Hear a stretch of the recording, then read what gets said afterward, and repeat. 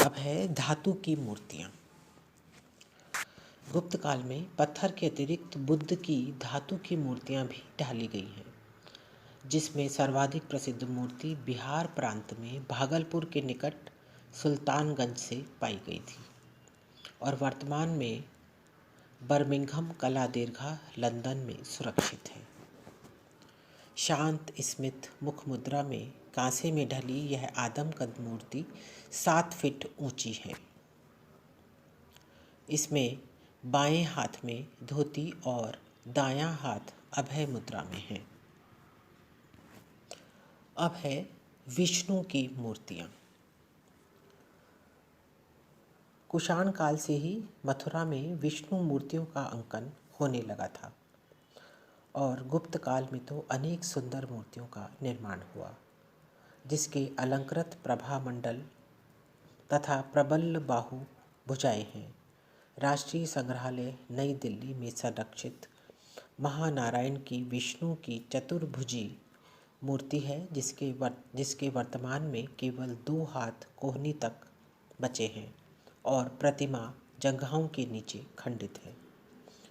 मथुरा संग्रहालय में दर्शित प्रबल बाहु विष्णु की प्रतिमा में भी अलंकृत मुकुट, चौड़े कर्ण कुंडल, भुजबंद, कंधों से होकर भुजाओं तक लहराती अजान लंबी वनमाला एवं प्रभामंडल का बाहरी घेरा गोल पद्म दलों से अलंकृत है।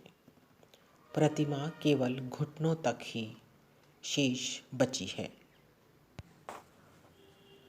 5वीं सदी में मथुरा में निर्मित विश्व रूप विष्णु की प्रतिमा भी उत्कृष्ट है। विष्णु की इस प्रतिमा में बाईं ओर वराह और दाईं ओर नरसिंह का मुख है। प्रभामंडल में देवगणों की पंक्तियाँ तथा उसका बाहरी किनारा रुद्र मुखों से सज्जित है। कमर के नीचे का भाग खंडित हो गया है। गुप्तकालीन मुखलिंग की मूर्तियाँ। प्राचीन काल से ही शिव का अंकन लिंग रूप में मिलता है।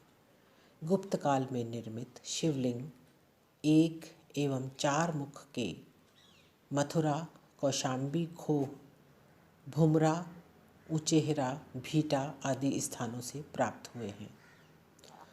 मथुरा संग्रहालय में प्रदर्शित 5वीं-6वीं शताब्दी में निर्मित एक मुखी शिवलिंग भुमरा के शिव मंदिर के गर्भगृह में स्थापित एक मुखी शिवलिंग खोह से प्राप्त और इलाहाबाद संग्रहालय में प्रदर्शित एक मुख शिवलिंग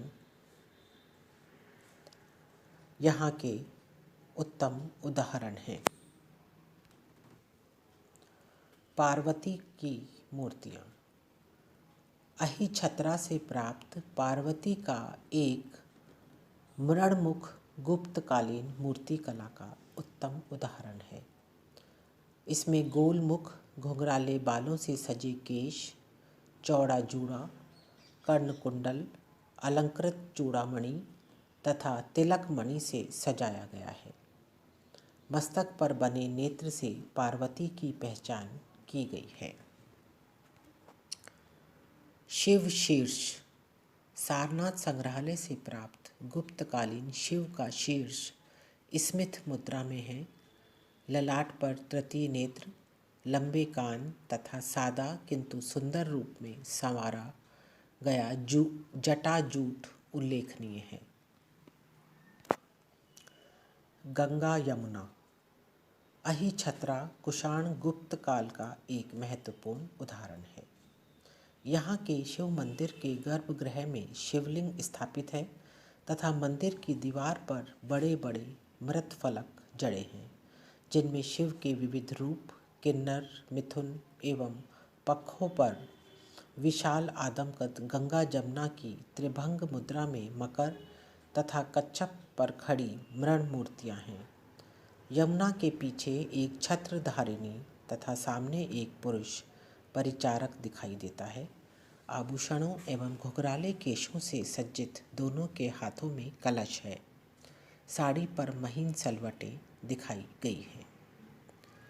गंगा की एक अन्य प्रस्तर में निर्मित मूर्ति वेस नगर में मिली है। मकर वाहिनी गंगा त्रिभंग मुद्रा में खड़ी है। उदयगिरी की गुहा भित्ति पर गंगा जमुना को मकर तथा कच्छप पर जल कुंभ लिए प्रभावित नदियों के बीच सागर तक जाते हुए अंकित किया गया है। यहाँ पर सागर देवता वरुण को घट लिए दिखाया गया है। अर्धनारीश्वर शीर्ष। मथुरा से प्राप्त एक अर्धनारीश्वर शीर्ष 5वीं शताब्दी का निर्मित है। इस मस्तक का बायां भाग पार्वती का और दायां भाग शिव का है। चंद्र तथा त्रिनेत्रधारी शीर्ष की मुख मुद्रा प्रभावपूर्ण है। महावराह विष्णु। विदिशा के निकट उदयगिरी पहाड़ी में अनेक गुप्तकालीन गुफाएं हैं, जहां महावराह विष्णु अपने बाएं पैर को अनंतनाग के ऊपर स्थापित किए हैं। दायां हाथ कटी पर और बायां झुके पैर के घुटनों पर टिका है। दांत से लटकती पृथ्वी पृष्ठभूमि में देवतागण तथा ऋषिगण पंक्तिबद्ध खड़े हैं।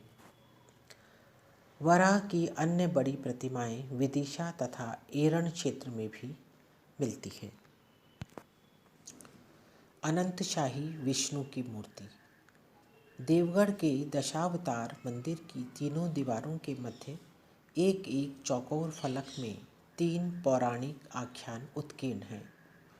पूर्वी दीवार पर हिमालय में नर नारायण तपस्या करते हुए, दक्षिण दीवार पर शेषनाग पर शयन करते चतुर्मुखी विष्णु और उल्टी दीवार पर गरुड़ पर बैठे विष्णु को नाग के चंगुल से गज की रक्षा करते हुए दिखाया गया है। मंदिर के अन्य फलकों में रामाख्यान और कृष्णाख्यान के दृश्य अंकित हैं। इनके अतिरिक्त गुप्त शासकों की स्वर्ण, रजत एवं ताम्र सिक्कों तथा तत्कालीन मृण मुद्राओं पर अंकित आकृतियां एवं प्रतीकात्मक चिन्हों के रूप में कला के अवशेष उल्लेखनीय हैं। मृण मूर्तियां। गुप्त काल में मृण मूर्ति कला तकनीकी और सौंदर्य दोनों ही दृष्टियों से अपनी पराकाष्ठा पर पहुंच गई थी। तकनीकी दृष्टि से वे एकल या दोहरे सांचे में निर्मित हैं या फिर हाथ से निर्मित हैं, किंतु ज़्यादातर आकृतियाँ एक सांचे में बनी ही प्राप्त हैं। हालांकि यही विधि शुंग काल में भी प्रचलित थी, किंतु गुप्त काल के कलाकारों ने इसमें कुछ सुधार किया। स्तूप या मंदिर पर लगने वाले फलकों या बड़ी आकृतियों को सांचे और हाथ से सम्मिलित सहयोग के रूप में प्रदान किया गया है। लाल वर्णीय प्ले कर्म से सुसज्जित और बारीक अच्छी तरह से तैयार मिट्टी से निर्मित मृण मूर्तियाँ बहुत ही कलात्मक हैं। विभिन्न रंगों से वस्त्र आदि को यहाँ अलंकृत किया गया है।